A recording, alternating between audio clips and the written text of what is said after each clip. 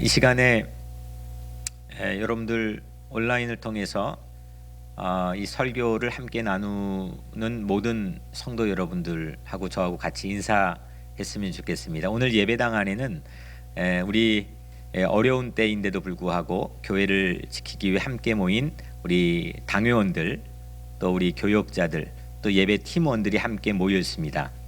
이 시간 여러분들 각자 자리에서 함께 제가 샬롬 하면 여러분들 같이 샬롬으로 인사를 같이 나누도록 하겠습니다. 샬롬. 반갑습니다. 오늘 이 말씀을 통해서 하나님께서 예비하신 큰 은혜가 어느 때와 마찬가지로 또 갑절로 여러분들 각자의 삶에 임하게 될 줄로 믿습니다. 코로나 바이러스는 눈에 보이지 않습니다. 라틴어로 왕관이란 크라운이란 뜻인데 입자가 왕관 모양 같다, 아니면 뭐 태양의 그 주변에 동그란 돌기 모양 같다. 그래서 그런 이중적인 의미로 코로나라고 하는 의학적인 용어로 사용이 되어 왔습니다. 전자현미경으로 들여다봐야 그 작은 입자가 보이게 됩니다. 그런데 이 눈에 보이는 이 작은 입자, 이 바이러스가 전 세계 이 지구 전체를 이렇게 변화시킬 거라고는 누구도 감히 상상하지 못했습니다. 도시가 이제 오늘 저녁부터 뉴욕도 그 락다운이 되고, 또 월가의 증시가 폭락이 되고, 병원이 모자라고, 의사가 의료진이 모자라고, 전 세계적으로 13,000명이 이미 생명을 잃게 되고 수십만 명이 확진자로 어려움을 겪고 있습니다. 이 보이지 않는 게 이렇게 일으킨 변화입니다. 뭐 대포를 쏜다거나 위협적인 총을 겨눈다거나 아니면 허리케인이 분다거나 이렇게 보이는 그 현상적인 그런 이게 우리에게 변화를 일으키는 것들은 경험을 하지만 보이지 않는, 어디 있는지도 모르는, 있다고만 우리가 생각하고 그 결과물로 매우 심각한 타격과 위협을 받고 있는 이런 게 우리의 스케줄과 모든 일상을 다 변화시켰습니다. 이걸 보면서 한 가지 생각할 기회를 우리가 얻게 되죠. 하나님 보이지 않죠. 하나님이 영이십니다. 보이지 않습니다. 보이지 않는 하나님을 우리는 믿고 있습니다. 아멘. 보이지 않는 하나님을 우리 모두가 믿고 있는데, 그 보이지 않는 하나님은 과연 우리가 살고 있는 이 세계를 얼마나 변화시키고 있느냐, 내 일상을 어떻게 변화시키고 있고 내 삶의 우선순위를 어떻게 바꾸고 있느냐. 실제적으로 그 하나님, 보이지 않는 하나님, 영이신 하나님께서 내 삶에 깊이 개입하여서 내 삶의 변화를 일으키고 내 삶의 새로운 가치를 생산하는 그런 일들이 내 삶에서 일어나고 있느냐. 이 질문을 우리는 심각하게 해야 될 그런 시기라고 생각을 합니다. 물론 가장 많이 하는 이야기가 우리 회개하자, 참회하자, 우리 뒤를 돌아보자, 과거를 우리가 생각해야 된다, 성찰하자, 그런 이야기들이 전 세계적으로 예수 믿는 사람들 입속에서 다 나오는 이야기들입니다. 하지만 가장 중요한 기준 중에 하나가 정말 보이지 않는 하나님이 이 바이러스보다 못한 거냐, 이 보이지 않는 이 바이러스로 인해 전 세계 모든 것들, 삶의 모든 일정들이 바뀌고 있는데, 근데 보이지 않는 하나님이 과연 진짜 우리 각자의 삶의 모든 가치와 우선순위를 바꾼다고 믿고 있느냐, 그 증거가 과연 우리에게 있느냐. 이것이 오늘 우리 각자에게 꼭 심각하게 또 하나님 앞에서 물어봐야 될 중요한 질문이라고 생각을 합니다. 보이지 않는 하나님을 믿는 사람이 세계 25개 가깝다고 그러고, 또 우리나라에도 많이 있고 또 우리 주변에도 많이 있는데, 정말 그 보이지 않는 하나님이 우리 삶에 깊이 들어와서 뭔가를 바꿔놓고 있느냐. 더 중요한 질문은 그 뭔가를 바꿔놓을 수 있다고 하는 기대와 믿음을 우리가 갖고 있느냐. 도리어 하나님께서 안 보이시기 때문에 우리는 잘 안 바뀌고 안 바꾸고 못 바꾸는 면도 없지 않아 있다고 생각을 합니다. 보이는 것만 익숙하고 의식하며 살고 있는 우리 각자의 삶이 매우 많기 때문이죠. 전부 보이는 영역에선 최선을 다합니다. 드러나고 공개되고 보이는 영역에서는 사람들이 전부 최선을 다합니다. 나타나는 면에서는 최선의 성과를 거두기 위해서 노력하고 애를 씁니다. 그런데 보이지 않는 영역에서는 전부 다 점수가 그렇게 좋지 못합니다. 최악인 경우도 많이 있습니다. 바이러스 위협, 이 코로나라고 하는 큰 위협은 보이지 않는 파워가 얼만큼 큰지 우리에게 실감나게 하는 현장 학습, 교실 같은 그런 기능을 하고 있는지도 모르겠습니다. 그런데 우리는 이 사실을 믿습니다. 보이지 않는 모든 파워, 보이지 않는 모든 힘은 오직 하나님에게서 오는 줄로 믿습니다. 보이지 않는 그 은밀한 곳에서 우리는 하나님을 깊이 만날 수가 있습니다. 그래서 오늘 우리는 서로 간의 사회적 거리두기 소셜 디스턴스로 인해서 오늘 예배당도 비워야 되고 각자의 흩어진 자리에서 흩어진 각자의 교회 공동체로 하나님께 예배를 드리고 있지만 이렇게 서로 보이지 않는 또 어떤 데는 아예 사각지대 블라인드 스폿이 있죠. 그런 장소에 있는 우리 각자의 모든 삶의 자리에서 우리는 보다 더 깊이 하나님을 만나게 될 수 있는 기회를 우리가 얻게 될 줄로 믿습니다. 그런 은혜와 축복이 우리의 모든 사랑하는 성도들의 삶에 있게 되기를 간절히 축복합니다.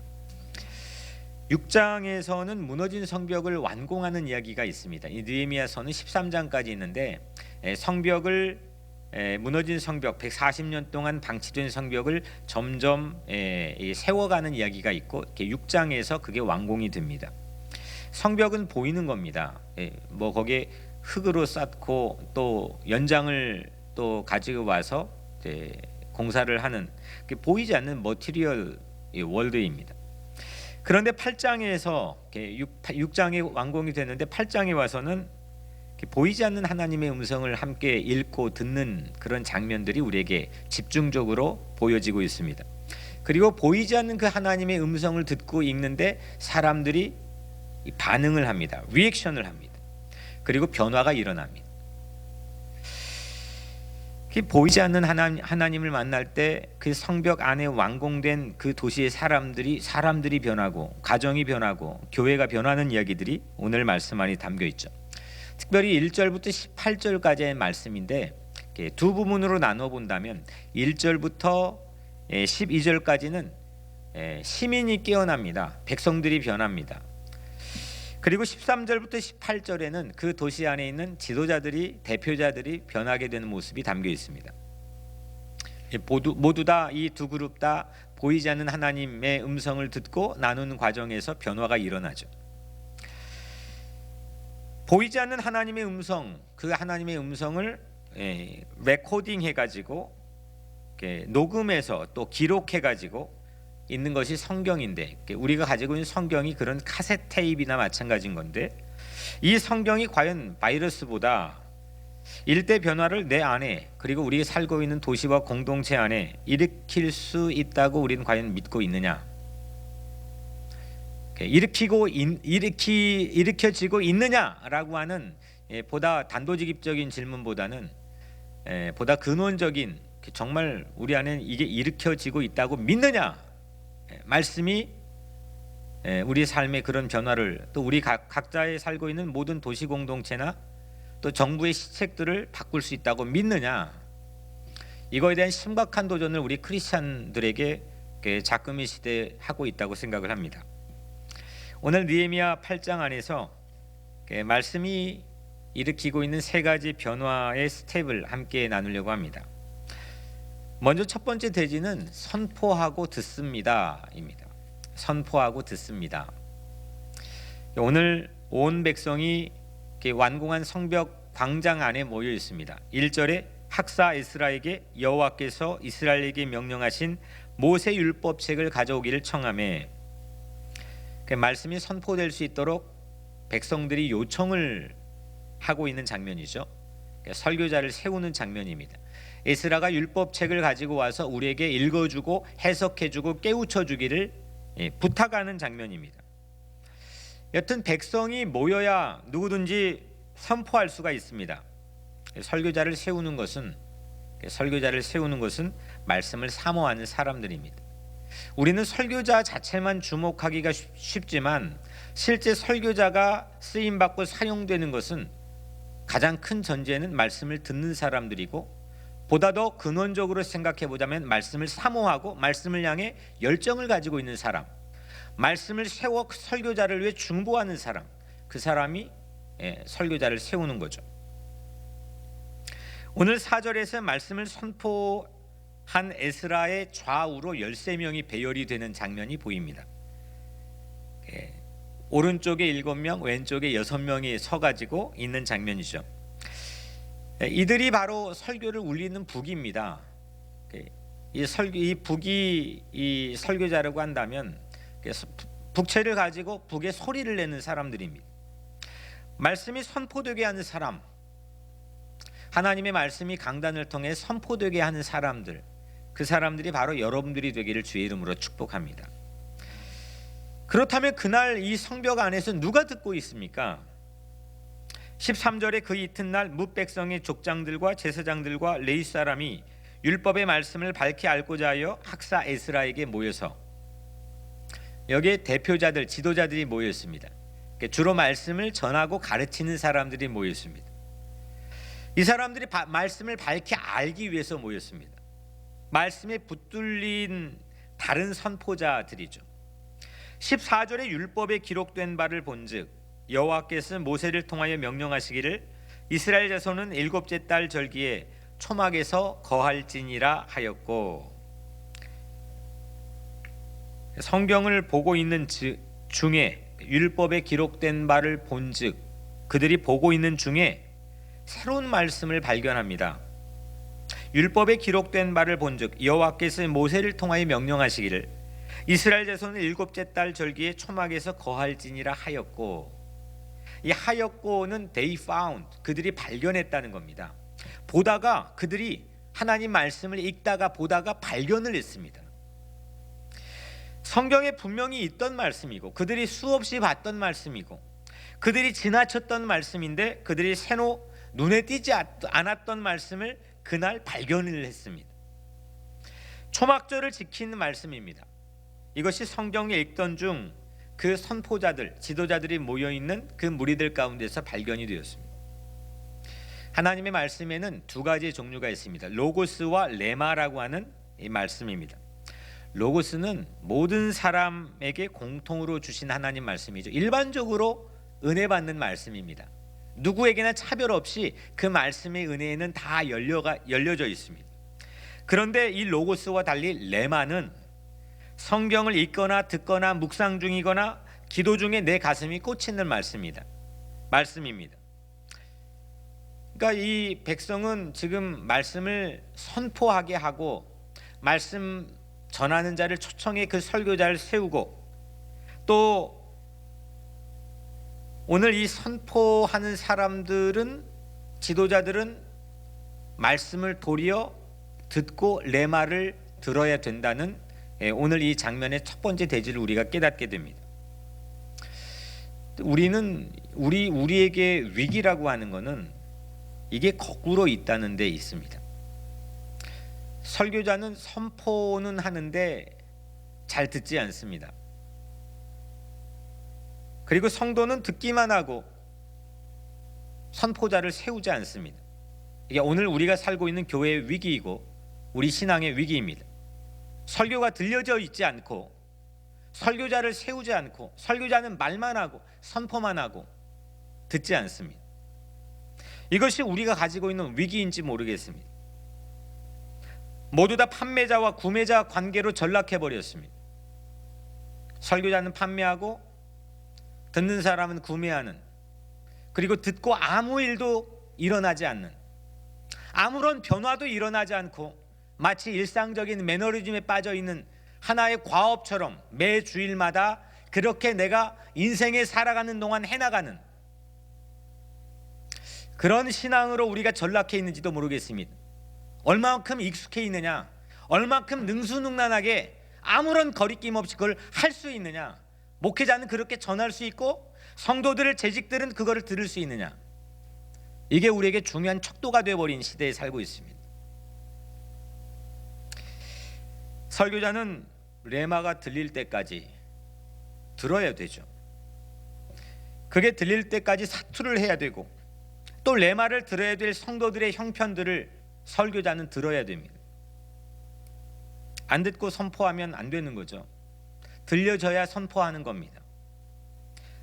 반면에 성도는 설교자를 세우고 키우고 양육할 수 있어야 됩니다. 사모하고 열정을 가지고 그 말씀에 대한 권위를 세우고 그 설교자를 양육하는 사람들, 세우는 사람, 그 사람들이 바로 성도들입니다. 오늘 4절에 그때의 학사 에스라가 특별히 지은 나무 강단에 서고, 에스라가 오늘 설교자, 선포자죠. 그가 나무 강단에 섰습니다. 이 강단을 보니까 영어 성경으로 플랫폼입니다. 우리나라 말로, 다른 말로 하면 승강장이죠. 승강장, 이 플랫폼을 거치지 않고 교통을 이용하면 불법입니다. 그렇게 탈 수도 없고 타기 쉽지도 않고 위험한 일이 벌어집니다. 마치 이런 것처럼 강단을 거치지 이 플랫폼을 거치지 않고, 이 플랫폼에 들락날락하지 않고 출입이 없고 우리 주님 앞에 서기가 불가능합니다. 하나님의 말씀이라고 하는 이 성경의 플랫폼을 거치지 않고 나만의 각자의 신앙생활로 하나님 앞에 설 수 있다는 것, 이게 오늘날 가난한 성도, 교회 가지 않고 내가 뭐 하지 않고 그러지 않은 플랫폼도 없는데도 불구하고 오늘날 현대인들은 내가 하나님을 만날 수 있다고 저마다 착각과 착시현상에 빠져 있는지도 모르겠습니다. 코로나로 인해서 오늘 우리가 교회 건물에 함께 오지 못하는 가장 큰 이유는 소셜 디스턴스, 사회적 거리두기 때문입니다. 이 사회적 거리두기가 전 세계의 과제가 되어버렸습니다. 그런데 내면적으로 우리는 새로운 디스턴스를 설정해야 됩니다. 이 플랫폼을 사이에 두고, 이 플랫폼을 사이에 두고, 성경이란 플랫폼을 사이에 두고 하나님과 나 사이에서, 이 강단의 플랫폼을 사이에 두고 설교자와 성도의 사이에서, 우리는 거꾸로 그동안 설교자는 말만 하고 선포만 하면 되는 줄 알았습니다. 성도들은 듣기만 하면 되는 줄 알았습니다. 구매만 하면 되는 줄 알았습니다. 그냥 유튜브를 찾아 많이 들으면 되는 줄 알았고, 난 그것만 잘하면 되는 줄 알았습니다. 근데 오늘 8장에서 일어난 말씀의 새로운 부흥의 역사는 이게 완전히 바뀌어져 있다는 겁니다. 설교자는 들어야 됩니다. 레마에 붙잡혀야 되고, 그 레마를 듣게 될 성도들의 형편을 헤아리고 들어야 됩니다.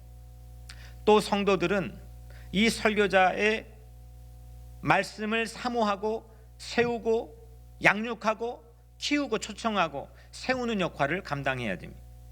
우리는 하지만 이게 거꾸로 있는 경우가 많습니다.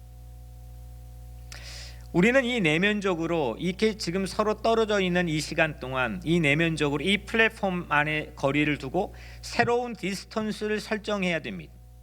새로운 밀접하는 거리 조정을 해야 됩니다. 이게 오늘 우리에게 오히려 기회가 될지도 모르겠습니다. 선포자를 세우고 선포자는 듣는 이 두 가지의 새로운 포지셔닝, 이 디스턴스의 플랫폼을 우리가 새로 제작하고 만드는 그런 기회가 되기를 주의 이름으로 축복합니다. 그럴 때 보이지 않는 하나님에 반응하고 우리가 변화할 수가 있습니다. 이 유튜브 플랫폼, 오늘 여러분들이 함께 참여하고 있는 이 온라인 예배의 유튜브 플랫폼, 이 온라인 승강장, 이거는 새로운 디스턴스에 대한 우리에게 고민과 과제를 안겨주는 겁니다. 이런 생소한 온라인 플랫폼에서 우리가 만나고 있습니다. 시대의 재난은 진리를 듣지 못한 기갈이라고 성경은 말하고 있습니다. 말씀에 대한 기갈, 말씀을 듣지 못한 기갈이라고 했습니다. 진리를 사모하는 사람, 오늘 여러분들 같이 이 예배에 참여하고 있는 여러분들 같이 말씀을 사모하고 예배를 사모하는 사람들, 그 사람이 마이크를 켜는 사람이라고 한다면, 설교자를 세우는 사람이라고 한다면, 선포자는 우레소리 같은 하나님의 레마의 음성을 들어야 되고, 또 그 레마를 듣게 되는 성도들의 형편을 듣고 사랑으로 돌봐야 되는 그런 서로 간의 새로운 사회적 거리의 조정이 우리에게 필요하다는 겁니다. 그래서 오늘 이 첫 번째 대지, 우리는 선포를 세우고 그 다음에 들어야 된다. 이 새로운 이 하나님의 귀한 메시지가 도리어 이 위기를 기회로 우리에게 제공해 주시는 그런 은혜가 여러분들에게 있게 되기를 주님의 이름으로 간절히 축복합니다. 두 번째로 반응하고 순종합시다. 이렇게 그들은 새로운 플랫폼 주변 성벽이라는 것을 새로 세웠지만 지난 70년 동안 만들어졌던 말씀의 강단이 거미줄이 끼고 먼지가 쌓이고 전혀 워킹하지 않고 기능을 상실했던 그 풀핏, 그 플랫폼의 새로운 그 주변에서 에너지가 흐르고 또 새로운 변화가 일어나고 새로운 이 리액션이 보이기 시작하죠. 5절 말씀에 에스라가 모든 백성 위에 서서 그들 목전에 책을 펴니 책을 펼 때에 모든 백성이 일어나니라. 설교자가 책을 펴니 성경을 펴니까 모든 백성이 기립을 했습니다. 일어났다. 자세, 태도. 제가 지금 새벽에 한 말씀을 다른 각도에서 말씀을 드리고 있지만 일어났다라고 하는 것은 내가 그 대상에 대한 자세를 표현하는 거죠. 그 자세와 태도는 그 사람이 가지고 이 컨텐츠 안에 내용을 규정합니다. 자세가 헐렁한데, 자세가 엉망인데 그 안에 있는 내용이 내실이기가 매우 쉽지 않습니다. 그래서 유대인들은 어릴 때 성경을 쉐마 교육을 통해서 암송하게 하는데, 제 영국에서 이제 공부하는 지도 교수가 주이시 교수님이었는데 그분이 하는 말이, 저는 그냥 성경을 성경이니까 성경을 많이 암송하는 것을 자녀들에게 교육시키는 게 그들의 문화이고 신앙이라고 생각만 했습니다. 하지만 그들은 이 암송하는 게 중요한 게 아니었습니다. 제가 처음 그때 배운 거는 그들은 이 쉐마라는 이 유대인들이 교육 방법을 통해서 성경을 구구절절히 암송하는 게 주된 목적이 아니라 이 성경 하나님의 말씀인 바이블 안에 내 태도와 자세를 규정하고 만드는 작업을 하는 겁니다. 내가 하나님을 향해서, 하나님의 말씀을 향해서 어떤 자세를 가지고 있느냐, 어떤 태도를 취하고 있느냐, 이거는 사회적 문화에 따라서 우리의 모든 문화 양식들이 바뀔 수 있지만 이 태도와 자세는 바뀌지 않았다는 겁니다. 이 태도와 자세가 무너지는 순간 이스라엘 백성들은 어려움을 겪고 고난을 겪었다는 겁니다. 오늘 6절 말씀에 에스라가 위대하신 하나님 여호와를 송축하며 모든 백성이 손을 들고 아멘 아멘 하고 응답하고 몸을 굽혀 얼굴을 땅에 대고 여호와께 경배하니. 모두 다 손을 들었습니다. 기립했죠. 손을 들었습니다. 아멘 아멘 하고 응답했습니다. 무릎을 꿇고 얼굴을 땅에 대고 경배를 했죠. 이게 그들의 반응, 리액션이었습니다. 다 일어섰죠. 그리고 손을 들었죠. 아멘 아멘 하고 고백했죠. 그리고 얼굴을 땅에 대고 경배를 했습니다. 다양한 리액션, 그 말씀이 부응하는, 말씀이 역사를 일으키는 그 자리에, 이 새로운 플랫폼 주변에서 일어났던 반응들입니다. 근데 가만히 생각해 보면 오늘 우리 각자의 삶으로 가져온다면 이 반응의 가장 큰 방해가 뭐냐, 반응의 가장 큰 적이 뭐냐. 우리도 반응하고 싶을 때가 있잖아요. 우리도 여기에 대해서 즉각적으로 반응하고 피드백을 주고 리액션하고 싶을 때가 있잖아요. 가장 큰 방해 중에 하나가 우리는 이거라고 생각합니다. 사람을 의식하는 거죠. 사람을 의식하고, 좀 다른 표현으로 하자면 눈치 보는 거죠. 이게 동양 사람, 서양 사람, 또 흑인과 백인, 이렇게 좀 문화에 따라 약간의 차이는 있지만 우리에게 이게 목회를 하면서 보면 우리 안에 우리가 리액션을 하는데 가장 큰 이 걸림돌이 되고 있는 부분이라고 생각을 합니다. 사람을 의식하고 주변 눈치 보면 반응이 어려운 거죠. 이 소셜 디스턴스는 강제적으로 우리를 떼어놓았습니다. 사회적 거리두기는 오늘 우리가 맨날 익숙했던 이 자리엔 누가 앉아 있고 또 저 자리엔 또 누가 앉아 있던 자리인데 전부 다 각자의 가정 집으로 전부 우리를 떼어놓았습니다.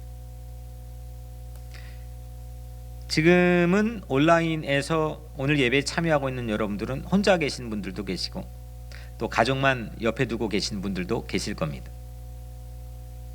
제 앞에서도 반응해 줘야 될 성도들이 우리 장로님들 또 우리 사역자들 예배팀들이 있긴 하지만 평상시에 이 반응해 줬던 흥분하고 설레고 같이 열정을 표현했던 그런 성도들이 지금 보이지 않습니다.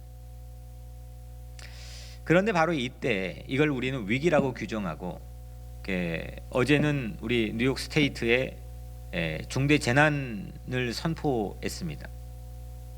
이 위기라고 생각하고 있습니다. 위기입니다.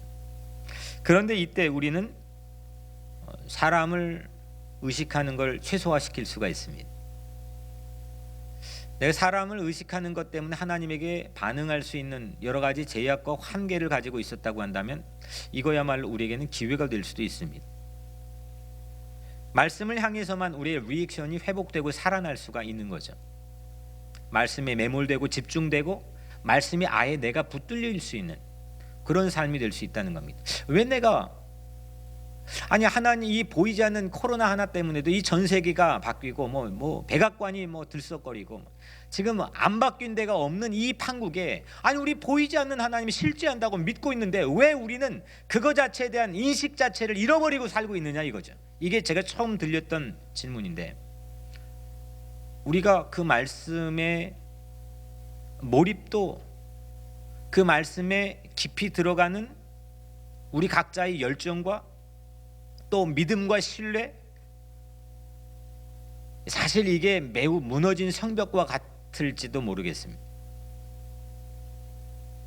우리가 밀접하게 붙어있는 더불어 살아간다고 하는 하나의 어떤 큰 이 지구촌 아래에서 오히려 우리는 이쪽 저쪽 내가 함께 살아가는 사람의 문화나 익숙해져 있는 하나의 모습을 의식한 나머지 보이지 않는 하나님에게 내가 모든 것들을 포커스하고 내 모든 것들을 맡기고 의지할 수 있는 걸 상실해버렸는지도 모릅니다. 오늘 진짜 여러분들 예배자 앞에 오늘 유튜브 앞에 예배드린 여러분들 앞에 무소부재하신 어디나 계신 하나님이 여러분들 앞에 계신다고 정말 믿습니까? 정말 여러분들에게 매우 중요한 태클을 걸고 싶은 오늘 중요한 메시지는 그거 정말 우리가 그 힘을 믿고 있습니까? 그거 의식하고 인식하고 있습니까? 그 보이지 않는 하나님이 내 삶의 모든 걸 바꾸어 놓을 수 있다고 그렇게 생각하고 있습니까? 바꾸어지고 있습니까? 오늘 우리는 사회적 거리두기를 통해서 오히려 이렇게 생각의 전환, 이게 위기가 우리에게는 은혜의 기회가 될 수도 있는 거구나. 하나님이 뭔지 모르겠지만 우리는 우둔해 가지고 다 그 깊이 헤아릴 수는 없겠지만 하나님께서는 우리에게 새로운 은혜를 예비하고 있다고 하는 의미를 오늘 이 안에 깨달을 수가 있습니다. 7절 말씀에 그들에게 율법을 깨닫게 하였는데 8절에 백성에게 그 낭독하는 것을 다 깨닫게 하니 깨달았죠. 이 사람들이 말씀을 듣고 깨달았습니다. 머리가 열린 거죠. 결정적인 반응입니다. 이 머리가 열린다는 것. 깨닫지 않고서는 그 사람이 늘 매너리즘에 빠져 있게 됩니다. 뭔가 새로운 모멘텀이 만들어지지 못하는 거죠. 그냥 익숙한 거, 내가 배워온 거, 내가 몸에 배어 있는 거, 그걸로 살아가는 거지. 이 깨닫는 것, 이게 없으면 거듭남의 순간이 없다면 우리는 착각하고 있는지도 모르는 거죠. 아주 결정적인 리액션입니다. 깨닫는 것, 머리가 열리는 겁니다. 지성이 반응하는 거죠. 성령께서 우리에게 주시는, 지식의 하나님께서 우리에게 주시는 새로운 지성이 반응하는 거죠. 9절 말씀에 백성이 율법의 말씀을 듣고 다 우는지라, 이번엔 다 울었습니다. 보이지 않는 하나님 앞에 이제 감성도 가슴도 열리고 리액션을 하기 시작합니다. 사모하는 백성들, 그 레마를 듣는 설교자가 이 플랫폼의 새로운 디스턴스를 조정하고 세우더니 이런 리액션들이 나타나기 시작합니다. 그랬더니 손과 발이 살아나고 머리가 열리고 가슴이 반응합니다. 우리들에게 이 반응이 이 온라인이라고 하는 이 플랫폼에서 과연 일어날 수 있을까? 제가 오늘 이 예배를 준비하면서, 온라인 예배를 준비하면서 처음 하는 거 아닙니까? 준비하면서 많은 분들, 한국에 있는 목사님들 또 주변에 있는 목사님들에게, 이미 시작한 분들에게 물어보고 또 듣고 했습니다. 근데 이 온라인 예배를 드리고 난 다음에 가장 큰 문제가 이 예배에 대한 강도, 예배 은혜를 받는 강도가 현격하게 낮아졌다는 게 일반적인 의견들입니다. 상당히 중요한 고민이 됩니다. 우리는 지금 사회 공동체를 배려하고 같이 더불어 사는 공동체를 지키고 생명과 안전을 지키기 위해서 우리가 오늘 이 중대한 결정을 모든 교회들이 하고 있습니다. 근데 과연 우리 안에서는 어떤 하나님의 섭리를 의지하고 기대하고 믿고 있기 때문에 이런 결정을 신앙적으로 영적으로 우리가 하고 있는 거냐, 이 질문을 우리가 해야 될 거라고 생각합니다. 반응할 수 있는 변화, 새로운 영적 대각성의 우리 이런 위기 가운데 하나님이 예비하셨다고 하는 그런 은총에 대한 기대. 위기는 위험한 기회라고 부르기도 하죠. 그래서 애초에 위험한 기회이기 때문에 사람들은 피하려고 합니다. 하지만 그 위험한 기회는 항시 이 기회에 대한 열매를 우리에게 제공하기 때문에 그 위기와 고난을 경험하지 않고 기회를 얻어낼 수 있는 사람은 세상에 쉽지 않습니다. 온라인으로 여러분들 우리 각자의 예배 자리가 밀리지 않게 되기를 주의 이름으로 축복합니다. 우리 사랑하는 성도들, 또 우리 자녀들과 함께 각 가정에 예배드리는 성도들, 또 머릿속에서 지금 상상이 되는 혼자 계신 분들, 늘 어차피 언제나 그냥 교회 몸이 아파 오지 못해서 설교 방송으로 들었던 그런 우리의 교우들, 이런 작금의 위기의 시대에 온라인으로 인해서 우리가 밀리지 않기를 축복합니다. 도리어 이 안에 하나님이 숨겨놓으신 보물을 찾고 새로운 플랫폼을 형성하는 그런 가정과 교회가 되기를 주의 이름으로 축복합니다.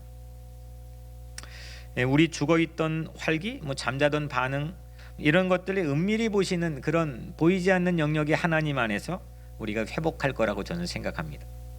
진짜가 드러나는 거죠. 이제 이게 진짜 아닌 것과 섞여 있는 여러 가지 어수선한 전국 안에서 이제 하나님께서 남겨놓으신 남은 자들, 진짜들, 이 사람들이 선두로 치고 나와 하나님이 귀하게 쓰임 받고 하나님의 나라를 세우는 그런 꿈들을 저는 꾸게 됩니다.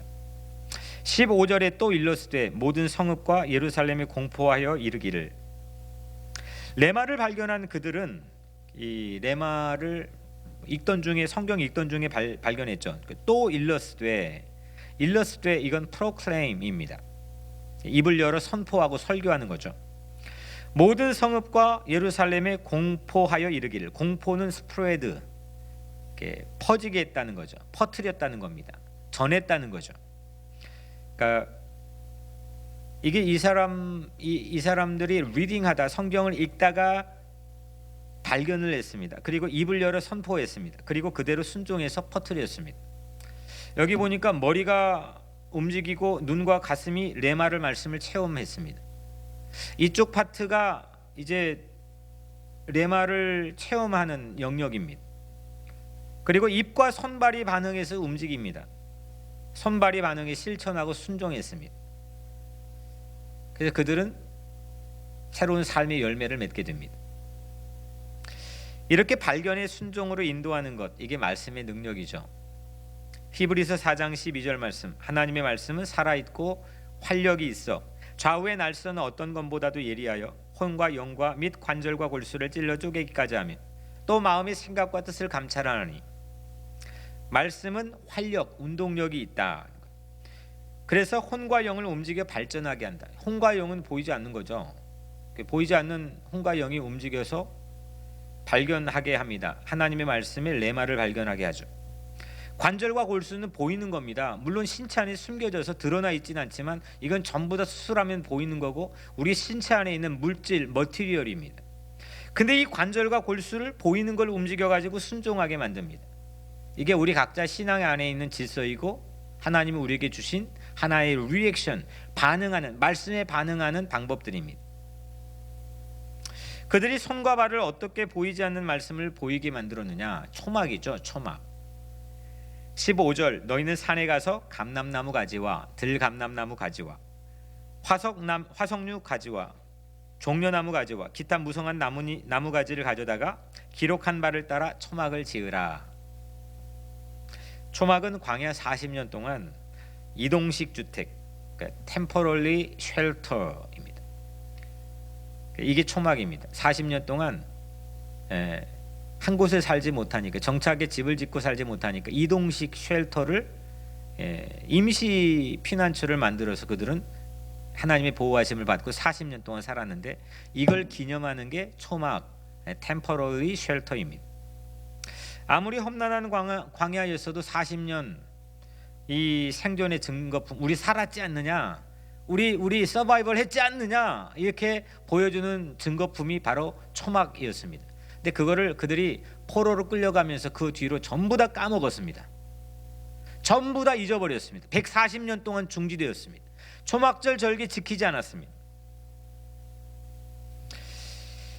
보이지 않는 하나님의 손길, 광야에서도 버티고 생존하게 만들어줬던 그 손길인 초막, 그 초막을 그들은 잊어버렸습니다. 그런데 오늘 그들이 손과 발로 초막을 짓고 리액션, 말씀에 대한 반응을 하기 시작했습니다.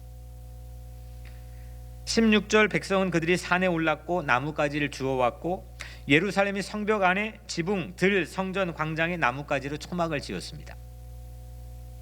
보이지 않는 하나님의 보호하심, 그 보호하심에 반응을 한 거죠. 오늘 이 도로를 보니까, 뉴욕에 있는 도로를 보니까 온 도로가 한산한 광야와 같습니다. 차가 별로 다니지 않습니다. 텅텅 비어 있습니다. 자택 대피 명령으로 교회조차도 비웠습니다. 웬만한 곳들이 전부 다 비어 있습니다. 그런데 오늘 여러분들 예배드리는 바로 그 자리, 그 자택이 하나님 보호하심의 증거품인 초막인 줄로 믿습니다.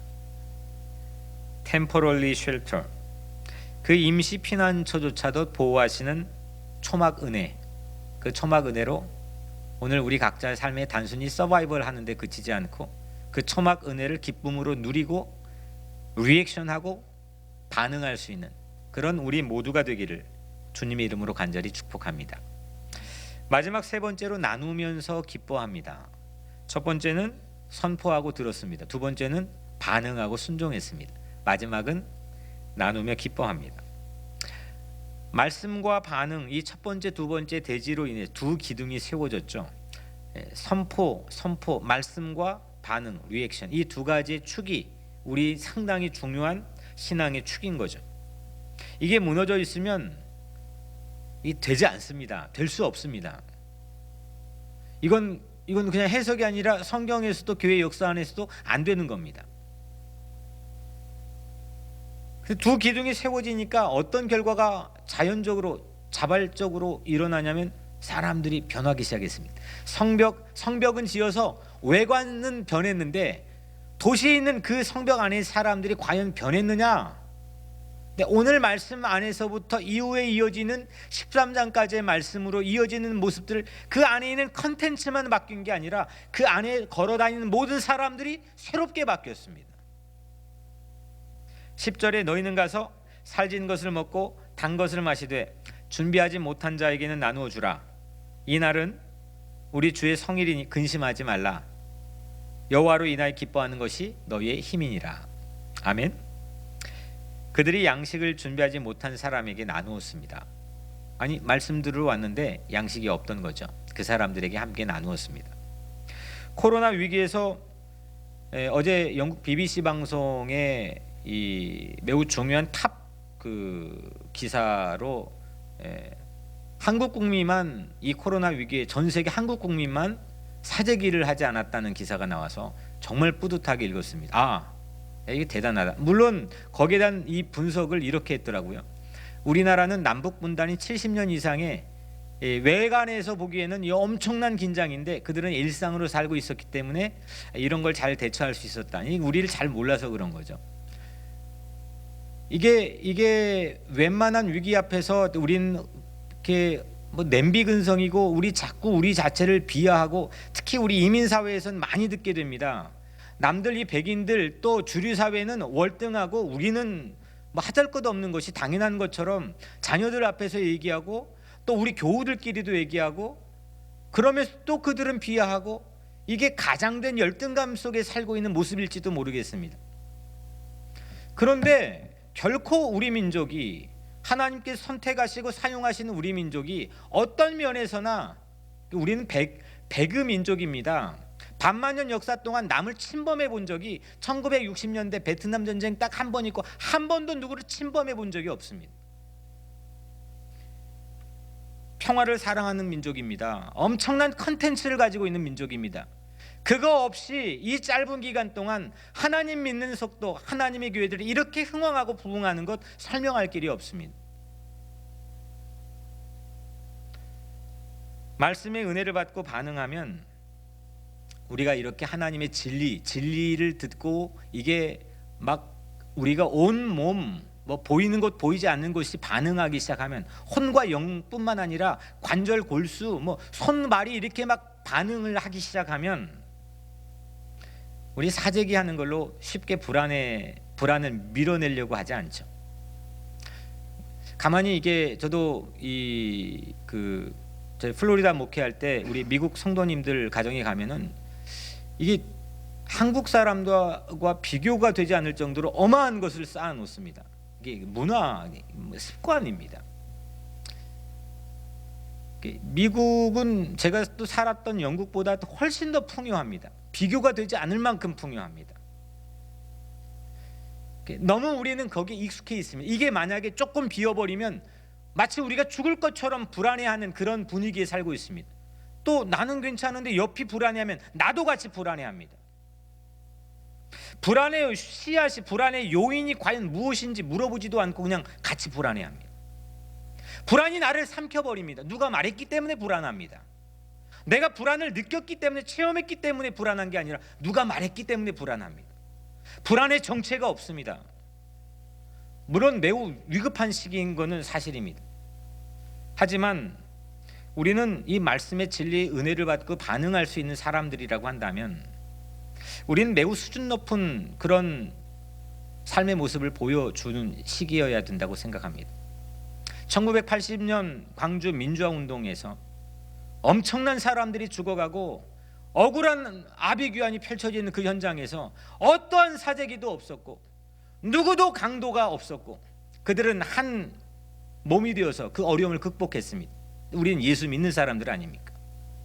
우리는 하나님의 말씀의 진리를 믿고 의지하고 그 말씀에 반응하는 사람들 아닙니까?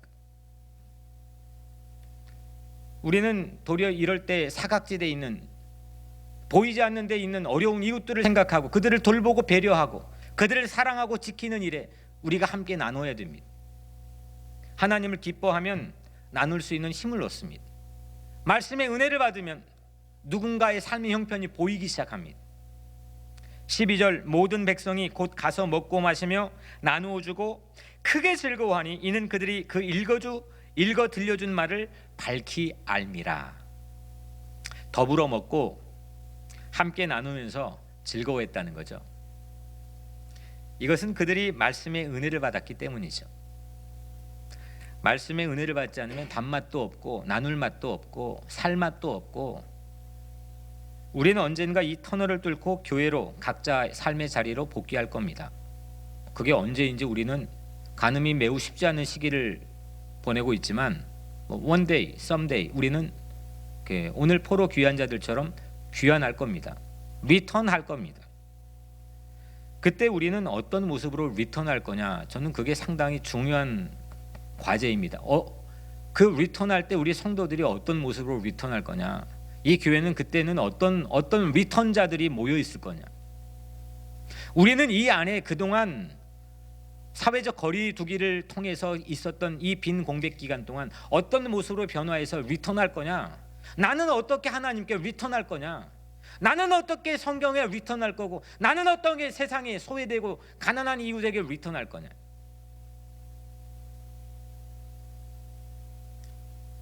그때 우리는 내면적으로 멀어져 있던, 실질적으로 멀어져 있던 그런 사회적 거리가 가까워지고 사라지고 한 몸이 되는 그런 은혜가 우리 성도들 안에, 우리 안에 있게 되기를 주의 이름으로 축복합니다. 생각지도 않는 상상을 초월하는 희생을 지금 전 세계가 치르고 있지만 그 희생과 바꿀 수 있는 어떤 가치도 세상에 사실은 없는 거지만 우리가 언젠간 반드시 하게 될 리턴의 시간에 나는, 우리 가정은, 우리 교회는 어떤 모습으로 리턴할 건가? 나눔의 기적, 사랑의 기적, 이것이 복음입니다. 소셜 디스턴스 상황에서 우리는 무엇을 나눌 수 있느냐? 오늘 이 시간에는 우선 오늘 자택에 예배 드리는 것도 상대 지켜주는 거죠. 이 도시 공동체 지켜주는 거고 배려하는 겁니다. 심각하게 고민하고 고려하면서 우리는 어려운 결정도 내렸습니다. 중요한 나눔이죠. 보고 싶다고 다 보고 하고 싶다고 다 해왔는데 이제 억제되는 상황에서, 강제되는 상황에서 우리는 참다운 나눔을 배울 기회를 얻게 되었습니다. 사랑하는 여러분, 이 온라인이라고 하는 플랫폼, 이 플랫폼을 기회로 삼아서 새로운 말씀을 듣고 새로운 말씀을 세우는 그런 은혜가 있게 되기를 축복합니다. 뒤바뀌고 멀어졌던 이 말씀의 디스턴스, 그냥 말만 해버리고 설교자는 말을 판매만 하고 또 듣는 성도는 그걸 구매만 하고 아무 사건도 아무 역사도 기대하지도 않고 일어나지도 않았던, 뒤바뀌어 버렸던 그런 상황을 우리는 다시 그 제자리에 돌려놓아서 이 새로운 사회적 거리두기의 이 시기에 우리는 이 영적인 이 디스턴스를, 이 말씀과의 디스턴스를 다시금 재조정하고 다시금 세우는 은혜가 있게 되기를 주의 이름으로 축복합니다. 그래서 말씀에 반응하고 순종합시다.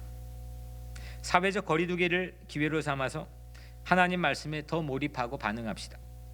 다시 말씀, 우리 안에 다시 말씀이 회복될 때, 그 다시 말씀이 우리 안에 회복될 때, 우리는 다시 복귀할 때 사랑하고 성숙하고 나누고 하나 될 수 있는 새로운 공동체와 인생이 될 줄로 믿습니다.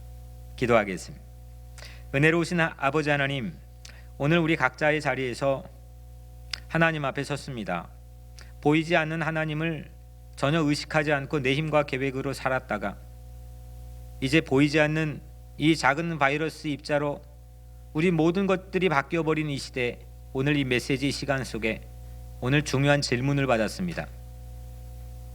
하나님, 우리가 보이지 않는 하나님으로 인해 우리의 모든 삶이 바뀌고 바뀌지 못할 게 변화가 되고 움직이지 못할 것이 새롭게 세워지는 그런 기대와 믿음과 그런 역사와 증거가 이번 위기를 통하여 우리의 삶에 주어지게 하여 주옵소서. 모든 성도들을 주께서 위로하시고 불안에서 건져주시며 주의 평화로 함께 해주시고 늘 평화를 함께 나누는 그런 우리 성도들의 삶이 되게 하여 주옵소서. 한 명의 확진자도 오늘의 말씀을 듣는 사람 가운데 없게 하여 주시고 어떤 사망의 음침한 골짜기에서도 해를 당하지 않도록 저들을 지켜주시며 구름 기둥과 불 기둥으로 불철주야 졸지도 주무시지도 않는 하나님께서 저들을 붙들고 지켜 주시옵소서. 하나님, 저들의 생업을 지켜 주옵소서. 주급을 받지 못하고 어려움에 봉착해 있고 직장을 잃고 또 하고 있는 경영하는 사업이 어려움을 겪고 수없는 앞으로 봉착하게 될 불안 가운데 서 있는 우리 모든 동포사회와 교우들을 위해 기도합니다. 하나님, 피할 길을 주님 마련해 주시고 그 피할 길이 보이게 도와주시며 낙심과 절망이 끝으로 여겨지지 않게 해 주시고 하나님, 우리 마음속에 주님이 예비해 놓으시는 여호와 이레의 은혜를 우리가 바라보게 하여 주옵소서. 세상에 어떤 경제적 전문가가 내놓는 통계도 우리의 마음을 움직이지 못하게 하시며 오직 우리는 하나님을 바라보게 하시고 살아계신 하나님께서 모든 것이 합력하여 선을 이루게 하시는 하나님의 은혜를 믿고 신뢰하게 하여 주옵소서. 하나님, 우리가 새롭게 이 말씀의 플랫폼에, 이 온라인의 플랫폼에 우리 하나님과의 거리 조정을 하게 도와주시고 말씀과의 새로운 영적 거리가 세워지게 하여 주옵소서. 하나님, 이 시간 우리가 반응하게 하여 주옵소서. 사람 의식하고 눈치 보고 세상 의식하고 눈치 보며 하나님, 우리의 체면에 빠지고 관성과 매너리즘에 빠져 하나님 반응하지 않았던 우리의 삶을 새롭게 깨우쳐 주시고, 하나님 진리에 반응하게 하시고, 하나님의 말씀에 반응하게 하시고, 거룩한 하나님의 자리에 반응할 수 있도록 주님 우리를 도와주시옵소서. 하나님, 이 시간 우리를 변화시켜 주옵소서. 나누고 배려하고 사랑하고 돌볼 수 있는 주님의 참다운 기뻐하는 자로 우리를 변화시켜 주시옵소서. 사랑이 많으신 예수 그리스도의 이름으로 간절히 기도드리옵나이다. 아멘.